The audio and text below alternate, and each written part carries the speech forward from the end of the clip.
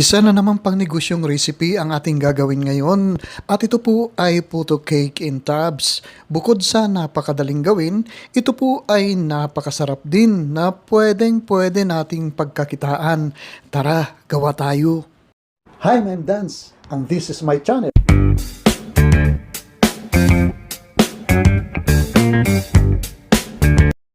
Sa isang malaking mixing bowl ay paghaluin lang natin ang 1½ cup na all-purpose flour, 1/2 cup na sugar, 1/4 teaspoon na fine salt, 1/3 cup na powdered milk kahit anong brand ay pwede, at saka 2 teaspoon na baking powder.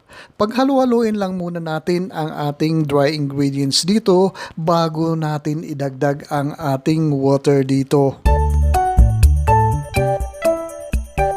Magdadagdag naman tayo dito ng 1 cup na water o tubig at saka haluin lang po natin ito ng haluin. At kung mapapansin natin na medyo dry pa ang ating tubig kasi depende po yan sa absorption ng water kung gaano katakaw ang ating all-purpose flour dito, magdadagdag lang po tayo ng konting tubig hanggang sa ma-achieve natin ang isang smooth na butter na kagaya nito. Ituloy-tuloy lang po natin ang ating paghahalo dito hanggang sa maging ganito na ang consistency ng ating butter dito. At ito po ay okay na po. Istabi muna natin ang ating butter. Pumunta naman tayo sa ating paggawa ng ating meringue. Ito po ay 4 large na egg whites. Ibit lang po natin ng sandali. Pag maging bubbly na po ay magdagdag tayo ng 1/4 teaspoon na cream of tartar. Kung wala namang cream of tartar ay pwede naman 1 teaspoon na vinegar. At pagkatapos ay gradually natin idadagdag ang ating 1/4 cup na sugar. Idadagdag natin ito into 3 batches. Dahan-dahan po ang ating pagdadagdag ng ating sugar para matunaw ng maigi ang ating sugar dito. At pagkatapos ay itutuloy-tuloy lang po natin ang ating pagbibit over high speed hanggang sa ma-achieve po natin ang malapit ng stiff peak na consistency ng ating meringue. Kagaya ng ganito.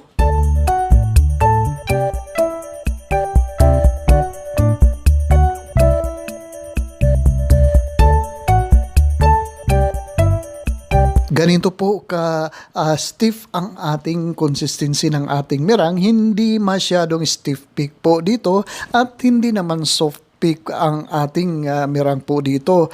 Pagkatapos ay idadagdag natin, hahatiin lang po muna natin ng kalahati, idadagdag ito natin doon sa ating ginawang butter kanina at dahan-dahan natin i-fold in ang ating meringue po dito hanggang sa maihalo natin ang first batch ng ating meringue po dito at pagkatapos ay idagdag uli natin ang naiwan na kalahati ng ating meringue at ituloy-tuloy lang po natin ang ating pag-fold in ng ating meringue dito. Huwag po natin i-overmix ang ating paghalo dito sa ating meringue po dito sa ating butter kasi po magde-deflate po ang ating puto cake mamaya. Pagkatapos naman ito ay hatiin natin ang ating mixture po dito. Ang kalahati po ay maglalagay po tayo ng ube flavored na flavoring at saka coloring.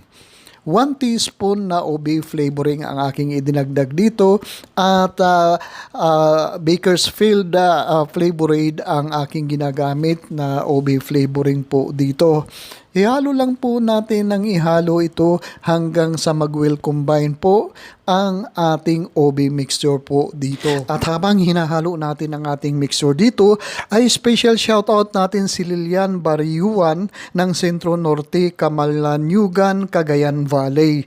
At pagkatapos ay ibubuhos natin sabay. Maglagay po tayo muna ng parchment paper sa ilalim ng ating medium na lyanera at pagkatapos ay sabay natin pour out ang ating dalawang mixture po dito. At huwag nating kalimutan uli i-shout out si Jane Baldoza ng Bacoor, Cavite. Maraming salamat po sa inyong palaging pagsubaybay sa aking mga video recipe dito.